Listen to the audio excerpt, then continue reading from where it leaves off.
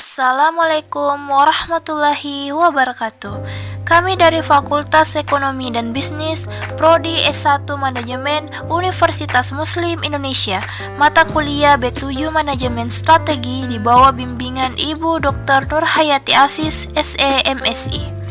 Kami kelompok 3 akan memaparkan materi yang berjudul Strategi Penyehatan dan Divestasi, Strategi Perusahaan Pemimpin Pasar. Nah teman-teman, jangan lupa like, komen, dan share di media sosial kalian. Sebelumnya izinkan kami memperkenalkan diri terlebih dahulu. Assalamualaikum warahmatullahi wabarakatuh. Pertama-tama perkenalkan, nama saya Fira Irjayanti, stambuk 022-2018-0082. Di sini saya sebagai pemateri pertama. Perkenalkan, nama saya Asisa Nirmala Syarif, NIM 022-2018-0224. Saya di sini sebagai pemateri kedua. Perkenalkan, nama saya Nur Hatifah, NIM 022-2018-0233. Di sini saya sebagai pembaca materi ketiga. Perkenalkan, nama saya Fadila Al-Nabila, stambuk 022-2018-0228. Saya di sini sebagai pemateri yang keempat. Perkenalkan, nama saya Suci Sendari, stambuk 022-2018-0234. Di sini saya menjadi pemateri kelima.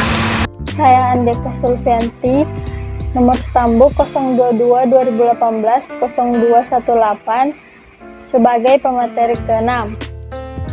Divestasi, pengurangan beberapa jenis aset dalam bentuk keuangan atau barang dapat disebut bisnis penjualan yang dimiliki oleh perusahaan.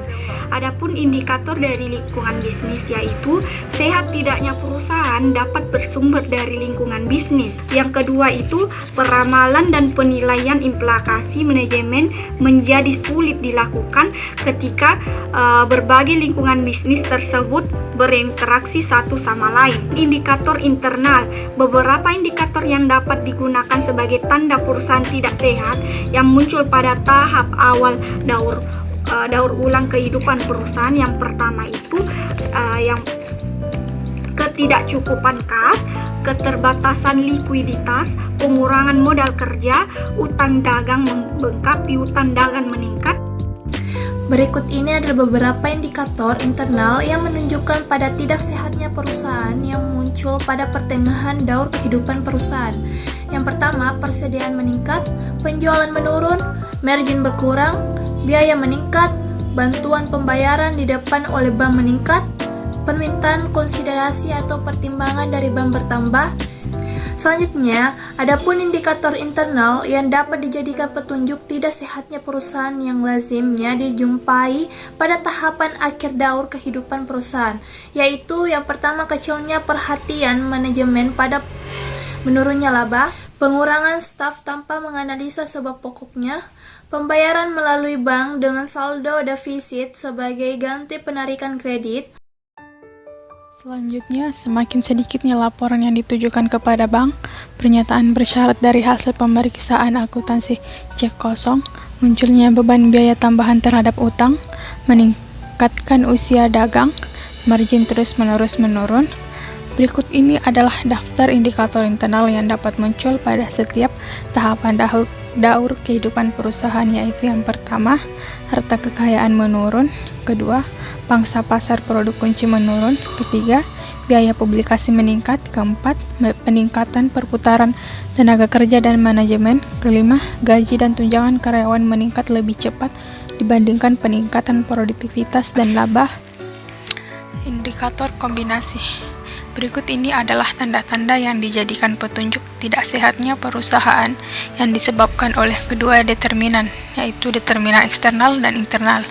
Yang pertama, penerapan manajemen dengan prinsip perkecualian atau manajemen pengecualian adalah teknik pengawasan yang memungkinkan hanya penyimpangan kecil antara yang direncanakan dan kinerja aktual yang mendapatkan perhatian dari wirausahaan. Penyehatan strategik diperlukan ketika terjadi kesalahan strategis, yaitu 1. Kebiasaannya berkaitan dengan usaha penyehatan terhadap sakit yang disebabkan oleh ketidaksanggupan perusahaan memenuhi kebutuhan konsumen dengan produk yang sekarang sesuai dengan komponen pokok yang telah ditetapkan. Penyehatan operasional, yaitu penyehatan operasional berusaha melakukan perubahan operasi perusahaan akan tetapi hampir sama sekali tidak bersentuhan dengan usaha, merubah strategis bisnis untuk keperluan terjadinya arah perputaran.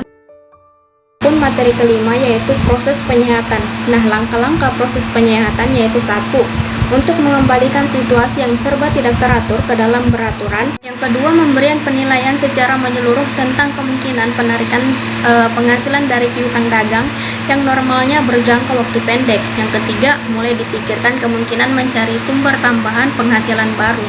Selanjutnya ada tahapan proses penyehatan. Nah, tahapan-tahapan itu yaitu 1. Untuk manajemen melakukan evaluasi menyeluruh yang biasanya memerlukan waktu 1 bulan sampai 3 bulan.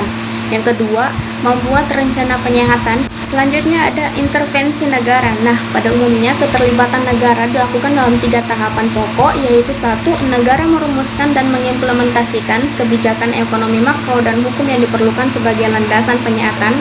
Yang kedua, negara terlebih dahulu menyehatkan sektor keuangan khususnya perbankan. Selanjutnya, strategi divestasi merupakan strategi keluar dari pasar. Hal ini terjadi ketika perusahaan gagal berkembang dan tidak terlihat prospek yang cerah. Pemilik bersama manajemen dapat saja langsung memutuskan meninggalkan pasar. Pada umumnya, ada 3 macam pilihan strategi divestasi, yakni melakukan penjualan menyeluruh. 2. Merubah unit usaha merupakan perusahaan anak menjadi satu entitas. Halangan keluar dari pasar. Keengganan mengakui kegagalan. 2. Berkurangnya kebanggaan manajerial. 3. Ketidaknyamanan emosional karena harus berpisah dengan perusahaan yang telah menjadi bagian hidup keseharian manajemen. 4. Kekhawatiran jika pihak lain yang membeli dan mengoperasikan unit usaha tersebut justru berhasil dan baik di kemudian hari. Nah teman-teman, itulah tadi pemaparan dari materi kami yang berjudul Strategi Penyehatan dan Divestasi Strategi Perusahaan Pemimpin Pasar. Semoga ini bermanfaat bagi kita semua. Nah teman-teman, jangan lupa like, komen, dan share ke grup kalian. Bye-bye. Kami ucapkan terima kasih. Wassalamualaikum warahmatullahi wabarakatuh.